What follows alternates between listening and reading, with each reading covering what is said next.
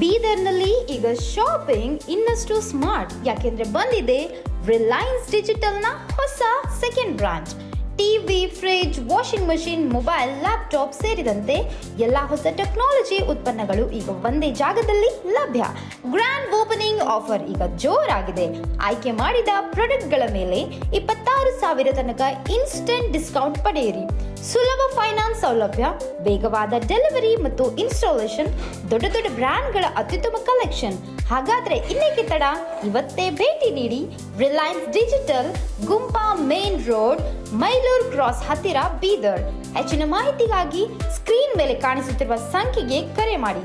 Reliance digital, ಟೆಕ್ನಾಲಜಿಯ ಹೊಸ ಅನುಭವ. ಇದರಲ್ಲಿ second Reliance digital store Gumpa road ಅಲ್ಲಿ ಲಾಂಚ್ ಆಗಿದೆ. ಇದರಲ್ಲಿ ಎಕ್ಸೈಟಿಂಗ್ ಆಫರ್ಸ್ ನಡೀತಾ ಇದೆ. ಅಪ್ಲಯನ್ಸಸ್ ಮೇಲೆ, ವಾಷಿಂಗ್ ಮಷಿನ್ ಮೇಲೆ, ಲ್ಯಾಪ್ಟಾಪ್ಸ್ ಮೇಲೆ there is 0% EMI, up to 26,000 cash back offers ನಡೀತಾ ಇದೆ. ಸೊ ವಿಸಿಟ್ ಮಾಡಿ Gumpa road, Bidar, Reliance digital stores. ಗ್ರಾಹಕರಿಗೆ ನಮ್ಮಲ್ಲಿ 50ಕ್ಕಿಂತ ಜಾಸ್ತಿ ವೆರೈಟಿ ಆಫ್ ACs ಇದೆ. ಅದ್ರ ಜೊತೆ ನಿಮಗೆ ಫ್ರೀ ಡೆಲಿವರಿ, ಇನ್ಸ್ಟಾಲೇಷನ್ ಮತ್ತು ಒಳ್ಳೆಯ ಆಫರ್ ಡಿಸ್ಕೌಂಟ್ಸ್ ನಡೀತಾ ಇದೆ.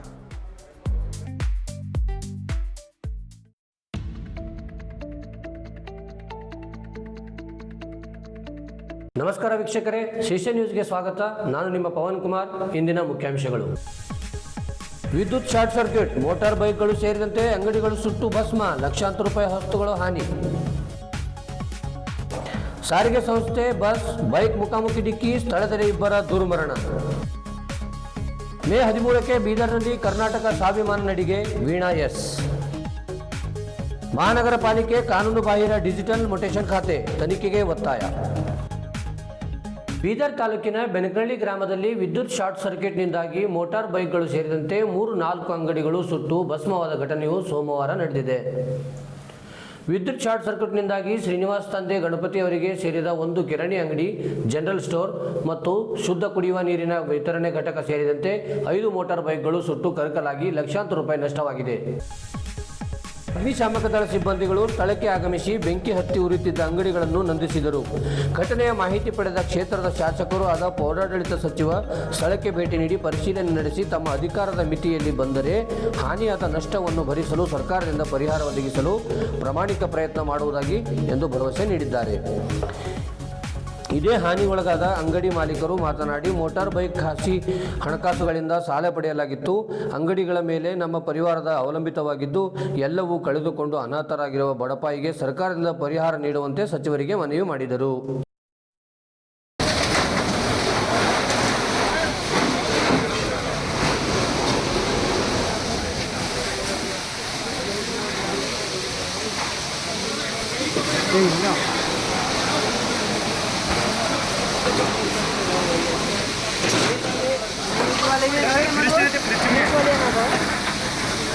जास्त टाइमला येणार मग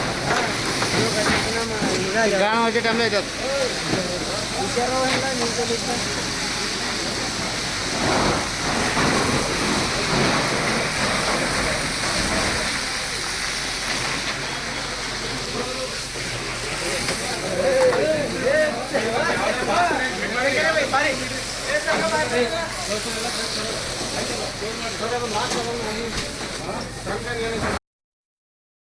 ಸಾರಿಗೆ ಸಂಸ್ಥೆ ಬಸ್ ಮತ್ತು ಬೈಕ್ ನಡುವೆ ಮುಖಾಮುಖಿ ಡಿಕ್ಕಿ ಸಂಭವಿಸಿ ಸ್ಥಳದಲ್ಲಿ ಬೈಕ್ ಸವಾರರಿಬ್ಬರು ದುರ್ಮರಣರಾದ ಘಟನೆಯು ಮಂಗಳವಾರ ನಡೆದಿದೆ.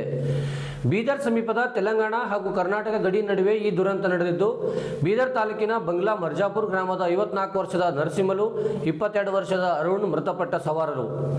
ಬಂಗ್ಲಾ ಮರ್ಜಾಪುರ ಗ್ರಾಮದಿಂದ ಕೌಟ ಗ್ರಾಮಕ್ಕೆ ತೆರಳುತ್ತಿದ್ದ ಬೈಕ್ ಸವಾರರು ಹಾಗೂ ಹುಮ್ನಾಬಾದ್ನಿಂದ ಹೈದರಾಬಾದ್ಗೆ ತೆರಳುತ್ತಿದ್ದ KKRTC ಬಸ್ ನಡುವೆ ಭೀಕರ ಅಪಘಾತ ಸಂಭವಿಸಿದೆ. KKRTC ಬಸ್ನಲ್ಲಿ ಪ್ರಯಾಣಿಸುತ್ತಿರುವ 13 ಪ್ರಯಾಣಿಕರಿಗೆ ಸಣ್ಣ ಪುಟ್ಟ ಗಾಯ, ಬ್ರಿಮ್ಸ್ ಆಸ್ಪತ್ರೆಯಲ್ಲಿ ಚಿಕಿತ್ಸೆ ಪಡೆಯುತ್ತಿದ್ದಾರೆ. ಸುದ್ದಿ ತಿಳಿಯುತ್ತಲೇ ಸ್ಥಳಕ್ಕೆ ಪೊಲೀಸರು ಭೇಟಿ ನೀಡಿ ಪರಿಶೀಲನೆ ನಡೆಸಿದರು. ಈ ಕುರಿತು ಮಾರ್ಕೆಟ್ ಪೊಲೀಸ್ ಠಾಣೆಯಲ್ಲಿ ಪ್ರಕರಣ ದಾಖಲಿಸಿಕೊಂಡಿದ್ದಾರೆ.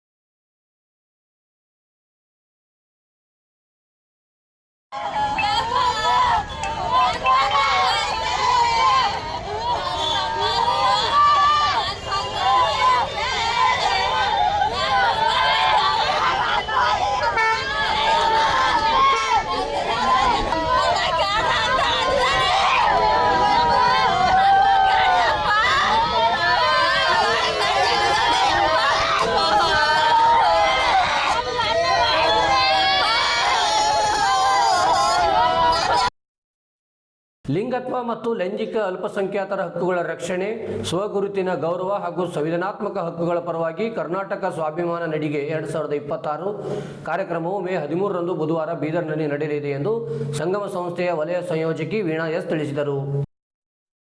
ಸೋಮವಾರ ನಗರದ ಜಿಲ್ಲಾ ಪತ್ರಿಕಾ ಭವನದಲ್ಲಿ ನಡೆಸಿದ್ದ ಸುದ್ದಿಗೋಷ್ಠಿಯಲ್ಲಿ ಮಾತನಾಡಿರುವ ಅವರು, ಬುಧವಾರ ಬೆಳಗ್ಗೆ 11 ಗಂಟೆಗೆ ನಗರದ ಅಂಬೇಡ್ಕರ್ ವೃತ್ತದಿಂದ ಸ್ವಾಭಿಮಾನ ನಡಿಗೆ ಆರಂಭವಾಗಲಿದ್ದು, ಬಳಿಕ ಮಧ್ಯಾಹ್ನ 12:30ಕ್ಕೆ ಮೈಲೂರು ಕ್ರಾಸ್ನಲ್ಲಿರುವ ಹೋಟೆಲ್ ಕೃಷ್ಣ ರೆಸಿಡೆನ್ಸಿ ಆವರಣದಲ್ಲಿ ಸಾರ್ವಜನಿಕ ಸಭೆ ನಡೆಯಲಿದೆ. ಸಮುದಾಯದ ಸದಸ್ಯರು, ಬೆಂಬಲಿಗರು ಹಾಗೂ ವಿವಿಧ ಸಂಘಟನೆಗಳ ಪ್ರತಿನಿಧಿಗಳು ಈ ಸಮಾರಂಭದಲ್ಲಿ ಭಾಗವಹಿಸಲಿದ್ದಾರೆ ಎಂದರು. ಬೀದರ್ನಲ್ಲಿ ಈ ವರ್ಷ 2ನೇ ಬಾರಿ ಈ ನಡಿಗೆ ನಡೆಯುತ್ತಿದೆ ಎಂದು ತಿಳಿಸಿದರು. ರಾಜ್ಯದ ಸಂಸದರು ಮತ್ತು ಶಾಸಕರು ತಮ್ಮ ನಿಲುವುಗಳನ್ನು ಸಾರ್ವಜನಿಕರ ಪರವಾಗಿ ಪ್ರಕಟಿಸಬೇಕು. ಸಂವಿಧಾನಿಕ ಸವಾಲುಗಳಿಗೆ ಕಾನೂನು ಮತ್ತು ಸಾಂಸ್ಥಿಕ ಸಹಾಯ ಒದಗಿಸಬೇಕು. ಆರೋಗ್ಯ, ಶಿಕ್ಷಣ, ವಾಸಸ್ಥಳ ಮತ್ತು ಜೀವನೋಪಾಯ ಕ್ಷೇತ್ರಗಳಲ್ಲಿ ಟ್ರಾನ್ಸ್ಜೆಂಡರ್ ಸಮುದಾಯಕ್ಕೆ ಹೆಚ್ಚಿನ ಅವಕಾಶ ಮತ್ತು ಬಜೆಟ್ ಮೀಸಲಾತಿ ಕಲ್ಪಿಸಬೇಕು. ನಾವು ಬದುಕಿದ್ದೇವೆ, ಅನ್ಯಾಯದ ವಿರುದ್ಧ ಪ್ರತಿರೋಧಿಸುತ್ತೇವೆ, ಅದಕ್ಕೆ ಹೆಮ್ಮೆಯಿಂದ ನಡೆಯುತ್ತಿದ್ದೇವೆ ಎಂಬ ಘೋಷವಾಕ್ಯದೊಂದಿಗೆ ಈ ಸ್ವಾಭಿಮಾನ ನಡಿಗೆ ನಡೆಯಲಿದ್ದು, ಸಮಾಜದಲ್ಲಿ ಸಮಾನತೆ ಮತ್ತು ಗೌರವ ಸಂದೇಶ ಸಾರಲಿದೆ ಎಂದು ವೀಣಾ ಹೇಳಿದರು. ಸುದ್ದಿಗೋಷ್ಠಿಯಲ್ಲಿ ಎಂಜಿಎಸ್ ಸದಸ್ಯ ಭೀಮಾ ಸಂಗ್ರಾಮಿತ್ರ ಸೇವಾ ಸಂಸ್ಥೆಯ ಅಧ್ಯಕ್ಷೆ ಸ್ವಪ್ನ, ಬುದ್ಧ ಬೆಳಕು ಟ್ರಸ್ಟ್ ಅಧ್ಯಕ್ಷ ಮಹೇಶ್ ಗೋರ್ನಳ್ಕರ್, ಸಾಮಾಜಿಕ ಹೋರಾಟಗಾರ ವಿನಯ್ ಮಾಳ್ಗೆ, ಸಾಹಿತಿ ಜಗದೀಶ್ವರ್ ಬಿರಾದರ್, ಶರಣತತ್ವ ಪ್ರಸಾರ ಮತ್ತು ಗ್ರಾಮೀಣಾಭಿವೃದ್ಧಿ ಸೇವಾ ಸಂಸ್ಥೆಯ ಬಸವರಾಜ್ ಸಿ ಮಾತನಾಡಿದರು. ತೊಂದರೆ ಇಲ್ಲ, ನಾವು ನಿಮ್ಮ ಹೋರಾಟಕ್ಕೆ ಸದಾ ಬೆಂಬಲವನ್ನು ಇರ್ತೀವಿ. ಏನು 13ನೇ ತಾರೀಕಿಗೆ ಬೀದರ್ನಲ್ಲಿ ಸ್ವಾಭಿಮಾನಿ ನಡಿಗೆ ಏನು ಹೋರಾಟ ಇದೆ, ಅದು ಬಾಬಾ ಸಾಹೇಬ್ ಸಂವಿಧಾನ ಶಿಲ್ಪಿ ಡಾಕ್ಟರ್ ಬಾಬಾ ಸಾಹೇಬ್ ಅಂಬೇಡ್ಕರ್ ಅವರ ವೃತ್ತದಿಂದ ಗುರುದ್ವಾರದ ಕಮಾನ್ವರೆಗೆ, ನಮ್ಮ ಹೊಸ ಬಸ್ ಸ್ಟ್ಯಾಂಡ್ ಹತ್ರ ಕಮಾನ್ವರೆಗೆ ಆ ಒಂದು ಕಾಲ್ನಡಿಗೆ ಜಾಥಾ ಇರ್ತದೆ. ಆ ಜಾಥಾ ಬಹಳ ವಿಶೇಷವಾಗಿರ್ತಕ್ಕಂಥ 1969ರಲ್ಲಿ ನ್ಯೂಯಾರ್ಕ್ನ ಒಂದು ಸ್ಥಳದಲ್ಲಿ ಇವರು ಗ್ರೀನ್ವಿಚ್ ಸ್ಟಾನ್ವಾಲ್ ಹತ್ರ ಏನು ಇವರ ಸಮುದಾಯ ಒಂದು ಸ್ವಾಭಿಮಾನಕ್ಕಾಗಿ ಎಲ್ಲರೂ ಒಂದು ಕಡೆ ಸೇರಿದ್ರು. ಸೇರಿದಾಗ ಪೊಲೀಸರು ಇವ್ರ ವಿರುದ್ಧ ಒಂದು ಮೇಲೆ ಹಲ್ಲೆ ಮಾಡುವಂತದ್ದಾಗಲಿ, ಇವ್ರಿಗೆ ಒಂದ್ ಕಡೆ ಕೂಡ್ಲಿಕ್ಕೆ ಬಿಡುವಂತದ ಮಾಡಿದಾಗ ಅವ್ರ ವಿರುದ್ಧ ತಿರುಗಿ ಬಿದ್ದಿರ್ತಕ್ಕಂಥ ಚಳುವಳಿ, ಅವ್ರ ದಂಗೆ ಅಂತಾನೆ ಅದು ಮಾಡಿ ಅದರ ಒಂದು ಸ್ವಾಭಿಮಾನ ನಡಿಗೆ ಅಂತಾನೆ ಇಡೀ ಅವಾಗಿನಿಂದ ಇವರು ನಡ್ಕೊಂಡು ಬರ್ತಾ ಇದ್ದಾರೆ. ಮತ್ತೆ ಕೇಂದ್ರ ಸರ್ಕಾರ ಇವರ ಸಮುದಾಯಗಳಿಗೆ ಮಾಹಿತಿ ಇಲ್ಲದೆ, ಇವ್ರ ವಿಶ್ವಾಸಕ್ಕೆ ತಗೊಳ್ಳದೆ, ಇವ್ರ ಜೊತೆ ಸಂವಾದ ಚರ್ಚೆಗಳು ಮಾಡದೆ 2026 ಏನು ಕಾಯ್ದೆ ತಂದಿದೆ, ಟ್ರಾನ್ಸ್ಜೆಂಡರ್ ಕಾಯ್ದೆ, ಇದು ಅವರ ಒಂದು ಹಕ್ಕಿನ ವಿರುದ್ಧ ಇದೆ, ಅವರ ಸಮುದಾಯದ ವಿರುದ್ಧ ಇದೆ.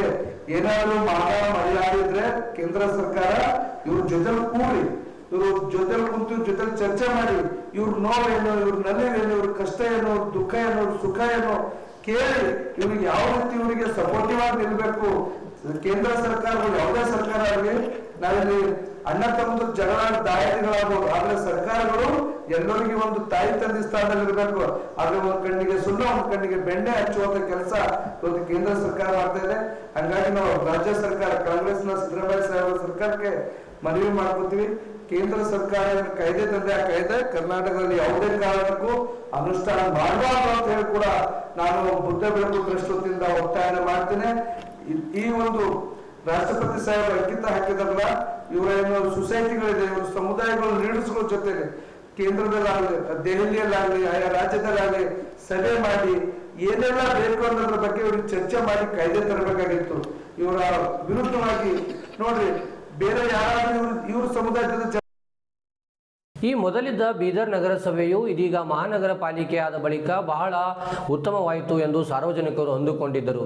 ಆದರೆ ಮೇಲ್ದರ್ಜೆಯಾದ ಬಳಿಕ ಬಹಳಷ್ಟು ಕಾನೂನು ಬಾಹಿರ ಕೆಲಸ ನಡೆಯುತ್ತಿವೆ ಎಂದು ರಾಷ್ಟ್ರೀಯ ದಲಿತ ಬ್ರಿಗೇಡ್ ಜಿಲ್ಲಾಧ್ಯಕ್ಷ ಅವಿನಾಶ್ ದೀನೆ ಆರೋಪಿಸಿದ್ದಾರೆ.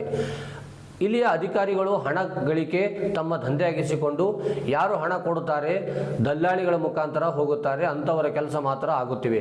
ಕಾನೂನು ರೀತಿಯಲ್ಲಿ ಹೋಗುವ ಪ್ರಜಾವಂತ ಜನರ ಕೆಲಸಗಳು ಇಲ್ಲದೊಂದು ಸಬೂಬು ಹೇಳಿ ತಮ್ಮ ಜವಾಬ್ದಾರಿಯಿಂದ ಜಾರಿಕೊಳ್ಳುತ್ತಿದ್ದಾರೆ ಎಂದು ದೂರಿದರು. ಅಲ್ಲಿ ನಡೆಯುತ್ತಿರುವ ಅಕ್ರಮ ಲೇಔಟ್, ಡಿಜಿಟಲ್ ಖಾತೆ ಕುರಿತು ಅಧಿಕಾರಿಗಳ ತಂಡ ರಚಿಸಿ ತಪ್ಪಿತಸ್ಥರ ವಿರುದ್ಧ ಕ್ರಮ ಜರುಗಿಸಲು ಅವರು ಒತ್ತಾಯಿಸಿದ್ದಾರೆ. 1 ವಾರದೊಳಗೆ ಕ್ರಮ ಕೈಗೊಳ್ಳದಿದ್ದರೆ ಉಪವಾಸ ಸತ್ಯಾಗ್ರಹ ಮಾಡಲಾಗುವುದು ಎಂದು ಎಚ್ಚರಿಸಿದ್ದಾರೆ.